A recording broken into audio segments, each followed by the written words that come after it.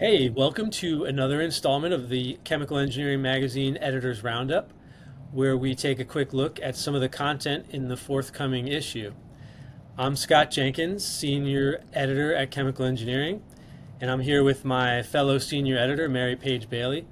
And today we're talking about the Chemical Engineering issue for October 2025. Our cover stories for this issue were on industrial coatings. And Mary, you edited those, so do you want to talk about those for a little? Yeah, thanks, Scott. So we have two different articles covering some different aspects of coding and asset maintenance in our October issue. So we have an article that goes pretty in depth on industrial coatings for different industrial sectors. Areas where you especially would want coatings that are not just going to be very protective but very resilient against anything that could cause contamination to extremely sensitive products. So we're talking about sectors like pharmaceuticals and food and beverage and electronics manufacturing.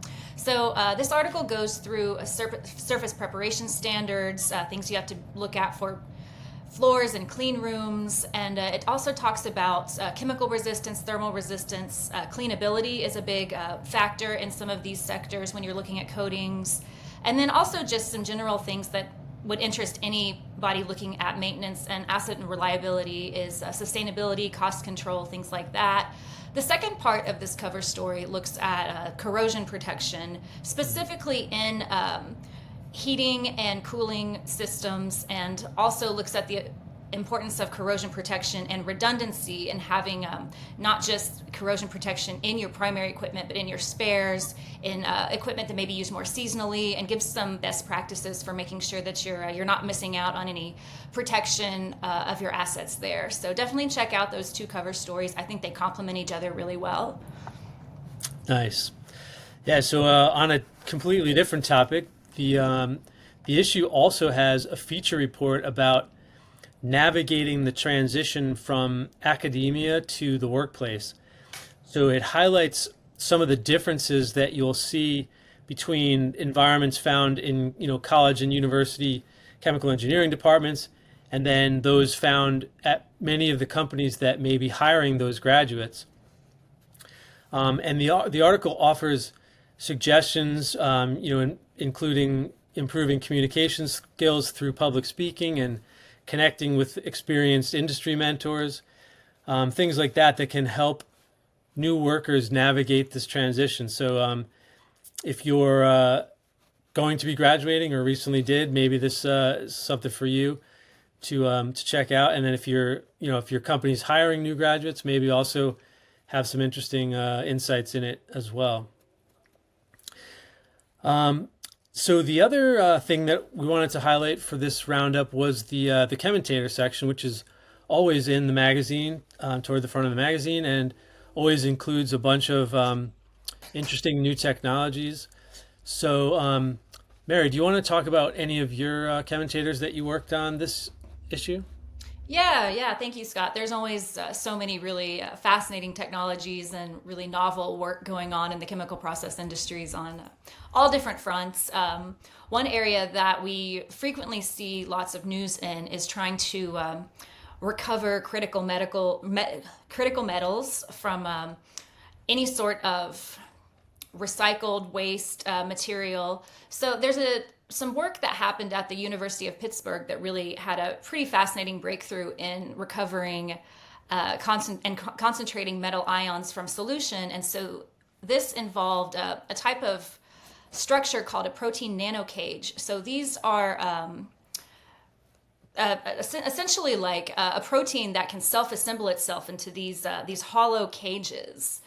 And when using a certain type of protein formulation called ferritin, it actually was able to concentrate cobalt from a mixture of cobalt and lithium from like waste metal from battery recycling, and it showed that the concentration of cobalt inside of the nano cages was like thousands of times higher than the concentration outside. So these nano cages really are extremely effective at collecting and concentrating these selective metal ions that they want to target. So right now, the researchers are working on ways they can kind of make this more feasible for industry and figure out how they can target different metals, different types of conditions. So it's a pretty interesting meshing of the biological side of things with the protein, with the more organic and the metal side, with trying to work it into the battery recycling supply chain. So it's pretty interesting work there.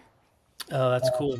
Yeah, you mentioned batteries. So there, as you might imagine, there's several battery-related commentators also. So I just wanted to highlight one of those. There's a company that's working on a low-cost method for generating graphene, and what they're doing is they have a second step where they're encapsulating solid particles so that the graphene coats the particles of cathode active materials, and it's a technology that can be used with all types of lithium ion batteries, whether it's cobalt or lithium ion phosphate, iron phosphate, and they can be used to put this coating on the cathode material. And what this does is it really lengthens the battery's lifetime and improves charge homogeneity and some other really interesting benefits. So low cost method that gets some really good performance benefits in the battery. So definitely worth checking out. The other thing that we wanted to mention were some recent webinars that happened. Both of us recently moderated a webinar each. So Mary, how did yours go? Yeah, the webinar I did went really well. It was hosted by experts from Aspen Tech. And so this webinar kind of went over some of the real world benefits of being able to get your data insights from a real-time historian.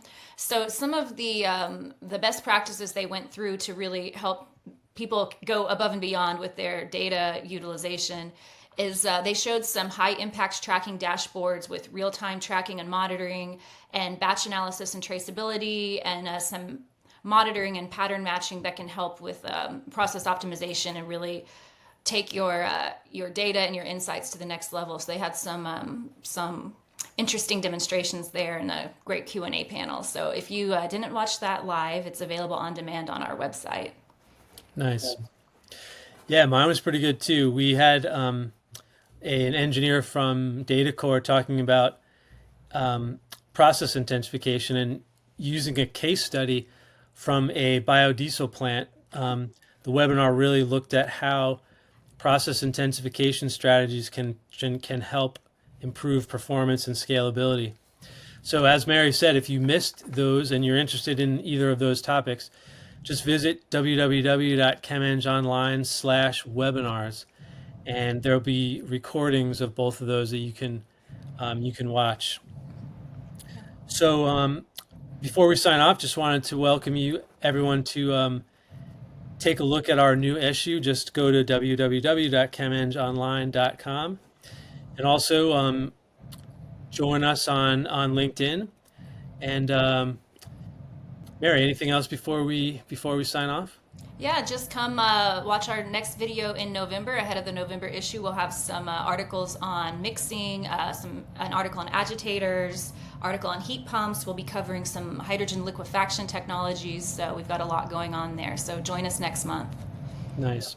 Yeah, thank you. All right, thanks everybody. Until next time.